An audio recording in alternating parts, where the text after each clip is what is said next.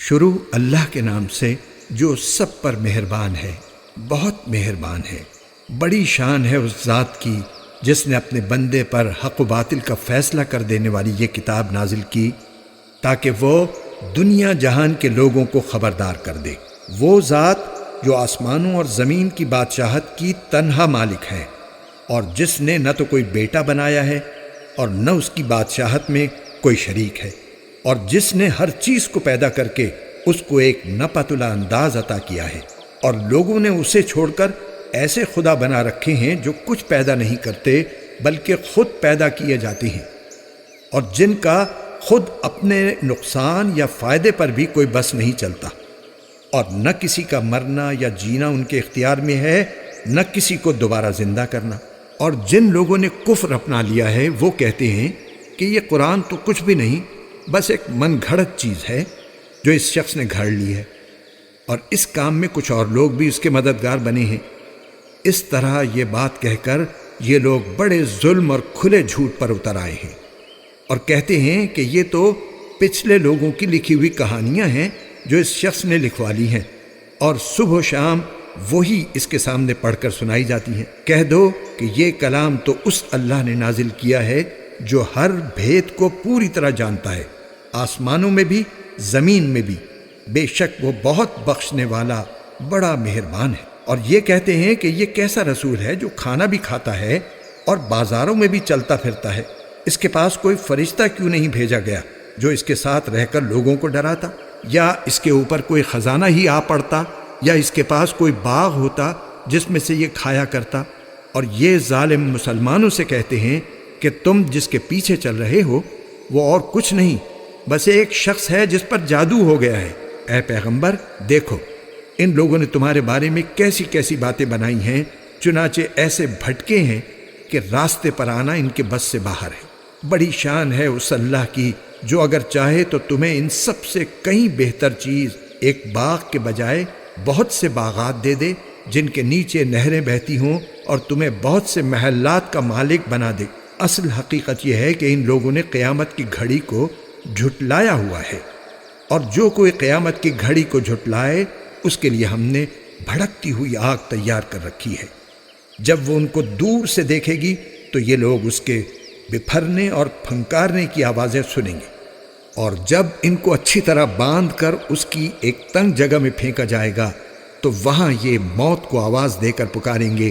اس وقت ان سے کہا جائے گا کہ آج تم موت کو صرف ایک بار نہ پکارو بلکہ بار بار موت کو پکارتے ہی رہو۔ کہو کہ یہ انجام بہتر ہے یا ہمیشہ رہنے والی جنت جس کا وعدہ متقی لوگوں سے کیا گیا ہے، وہ ان کے لیے انعام ہوگی اور ان کا آخری انجام، وہاں انہیں ہمیشہ ہمیشہ بستے ہوئے ہر وہ چیز ملے گی جو وہ چاہیں گے۔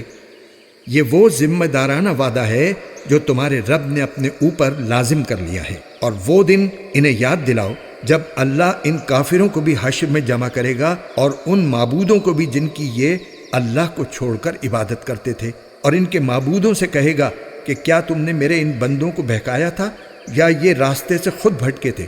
وہ کہیں گے کہ آپ کی ذات ہر عیب سے پاک ہے، ہماری مجال نہیں تھی کہ ہم آپ کو چھوڑ کر دوسرے رکھوالوں کے قائل ہوں، لیکن ہوا یہ کہ آپ نے ان کو اور ان کے باپ دادوں کو دنیا کا ساز و سامان دیا، یہاں تک کہ جو بات یاد رکھنی تھی یہ اسے بھلا بیٹھے، اور اس طرح یہ خود برباد ہو کر رہے۔ لو اے کافرو، انہوں نے تو تمہاری وہ ساری باتیں جھٹلا دیں جو تم کہا کرتے ہو، اب نہ عذاب کو ٹالنا تمہارے بس میں ہے نہ کوئی مدد حاصل کرنا، اور تم میں سے جو کوئی ظلم کا مرتکب ہے ہم اسے بڑے بھاری عذاب کا مزہ چکھائیں گے۔ اور اے پیغمبر، ہم نے تم سے پہلے جتنے پیغمبر بھیجے وہ سب ایسے تھے کہ کھانا بھی کھاتے تھے اور بازاروں میں بھی چلتے پھرتے تھے، اور ہم نے تم لوگوں کو ایک دوسرے کی آزمائش کا ذریعہ بنایا ہے۔ بتاؤ کیا صبر کرو گے؟ اور تمہارا پروردگار ہر بات دیکھ رہا ہے۔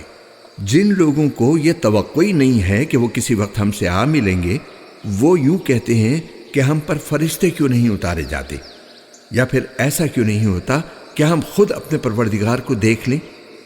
حقیقت یہ ہے کہ یہ اپنے دلوں میں اپنے آپ کو بہت بڑا سمجھے ہوئے ہیں، اور انہوں نے بڑی سرکشی اختیار کی ہوئی ہے۔ جس دن ان کو فرشتے نظر آ گئے اس دن ان مجرموں کے لیے کوئی خوشی کا موقع نہیں ہوگا، بلکہ یہ کہتے پھریں گے کہ خدایا ہمیں ایسی پناہ دے کہ یہ ہم سے دور ہو جائے، اور انہوں نے دنیا میں جو عمل کیے ہیں ہم ان کا فیصلہ کرنے پر آئیں گے تو انہیں فضا میں بکھرے ہوئے گرد و غبار کی طرح بے قیمت بنا دیں گے۔ اس دن جنتی لوگ ہوں گے جن کا مستقر بھی بہترین ہوگا اور آرام گاہ بھی خوب ہوگی۔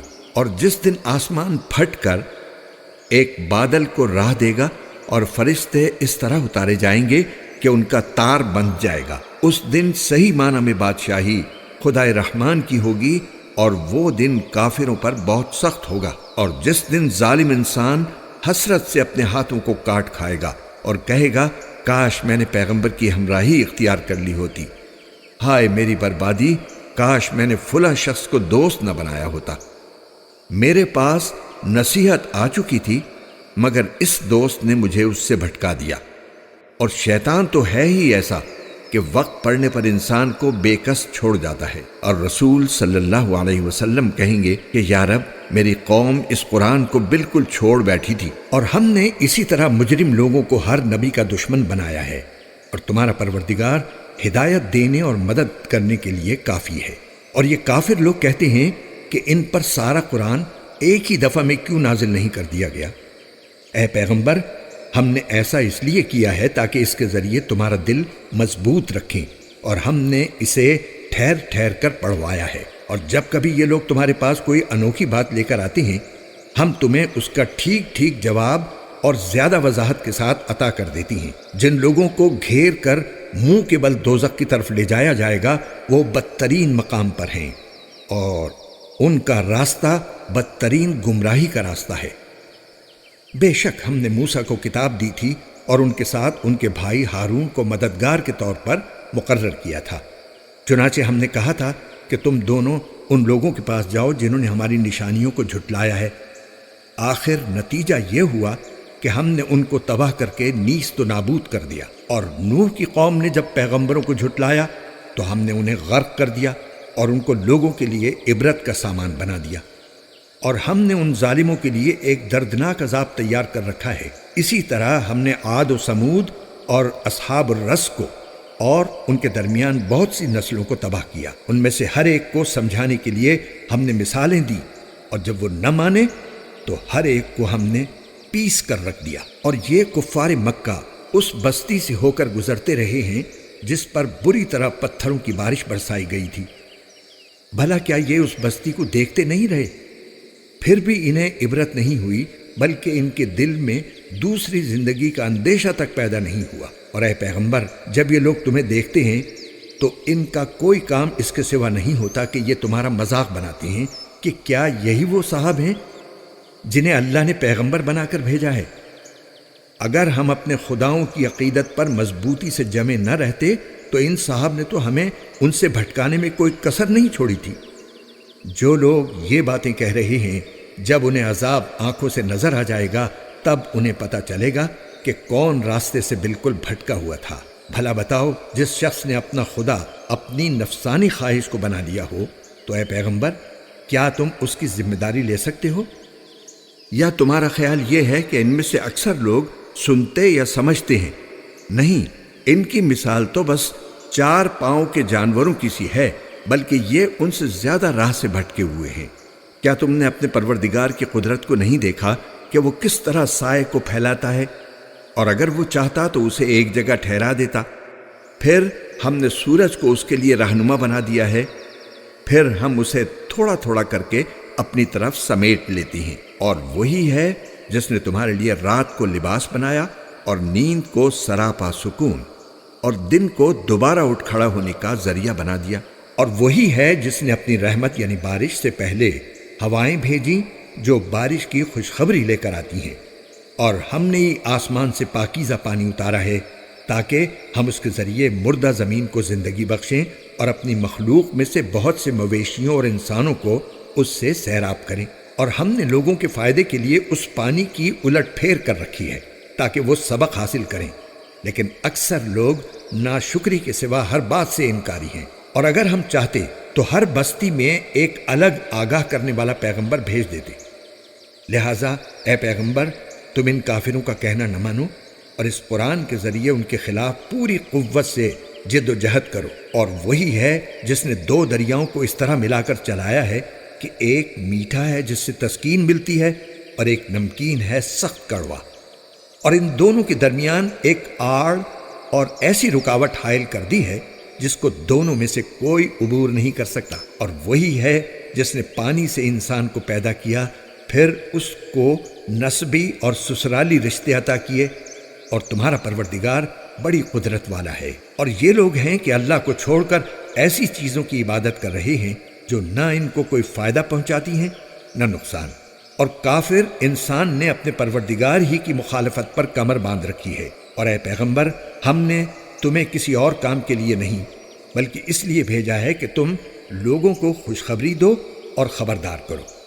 کہہ دو کہ میں اس کام پر تم سے کوئی اجرت نہیں مانگتا، ہاں جو شخص یہ چاہے کہ اپنے رب تک پہنچنے کا راستہ اختیار کر لے تو یہی میری اجرت ہے۔ اور تم اس ذات پر بھروسہ رکھو جو زندہ ہے، جسے کبھی موت نہیں آئے گی، اور اسی کی حمد کے ساتھ تسبیح کرتے رہو، اور وہ اپنے بندوں کے گناہوں کی خبر رکھنے کے لیے کافی ہے۔ وہ ذات جس نے آسمانوں اور زمین کو اور ان کے درمیان ساری چیزوں کو 6 دن میں پیدا کیا، پھر اس نے عرش پر استوا فرمایا۔ وہ رحمان ہے، اس لیے اس کی شان کسی جاننے والے سے پوچھو۔ اور جب ان لوگوں سے کہا جاتا ہے کہ رحمان کو سجدہ کرو تو یہ کہتے ہیں کہ رحمان کیا ہوتا ہے؟ کیا جسے بھی تم کہہ دو ہم اسے سجدہ کیا کریں؟ اور اس بات سے وہ اور زیادہ بدکنے لگتے ہیں۔ بڑی شان ہے اس کی جس نے آسمان میں برج بنائے اور اس میں ایک روشن چراغ اور نور پھیلانے والا چاند پیدا کیا۔ اور وہی ہے جس نے رات اور دن کو ایسا بنایا کہ وہ ایک دوسرے کے پیچھے چلے آتے ہیں، مگر یہ ساری باتیں اس شخص کے لیے کارآمد ہیں جو نصیحت حاصل کرنے کا ارادہ رکھتا ہو یا شکر بجا لانا چاہتا ہو۔ اور رحمان کے بندے وہ ہیں جو زمین پر عاجزی سے چلتے ہیں، اور جب جاہل لوگ ان سے جاہلانہ خطاب کرتے ہیں تو وہ سلامتی کی بات کہتے ہیں، اور جو راتیں اس طرح گزارتے ہیں کہ اپنے پروردگار کے آگے کبھی سجدے میں ہوتے ہیں اور کبھی قیام میں، اور جو یہ کہتے ہیں کہ ہمارے پروردگار جہنم کے عذاب کو ہم سے دور رکھیے، حقیقت یہ ہے کہ اس کا عذاب وہ تباہی ہے جو چمٹ کر رہ جاتی ہے۔ یقیناً وہ کسی کا مستقر اور قیام گاہ بننے کے لیے بدترین جگہ ہے۔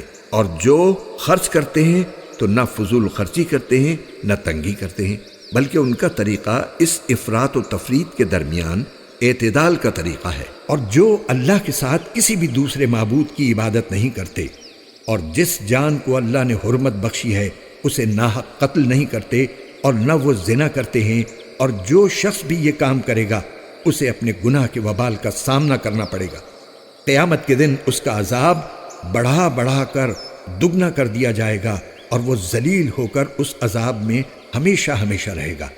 ہاں مگر جو کوئی توبہ کر لے، ایمان لے آئے اور نیک عمل کرے تو اللہ ایسے لوگوں کی برائیوں کو نیکیوں میں تبدیل کر دے گا، اور اللہ بہت بخشنے والا بڑا مہربان ہے۔ اور جو کوئی توبہ کرتا اور نیک عمل کرتا ہے تو وہ در حقیقت اللہ کی طرف ٹھیک ٹھیک لوٹ آتا ہے۔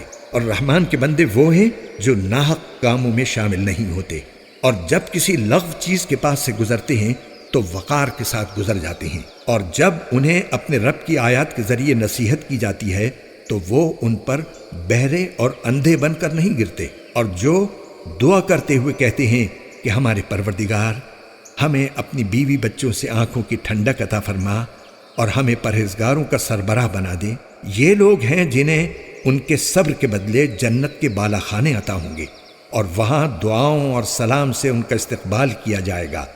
وہ وہاں ہمیشہ زندہ رہیں گے۔ کسی کا مستقر اور قیام گاہ بننے کے لیے وہ بہترین جگہ ہے۔ اے پیغمبر، لوگوں سے کہہ دو کہ میرے پروردگار کو تمہاری ذرا بھی پرواہ نہ ہوتی اگر تم اس کو نہ پکارتے۔ اب جبکہ اے کافرو تم نے حق کو جھٹلا دیا ہے تو یہ جھٹلانا تمہارے گلے پڑ کر رہے گا۔ اللہ اکبر اللہ اکبر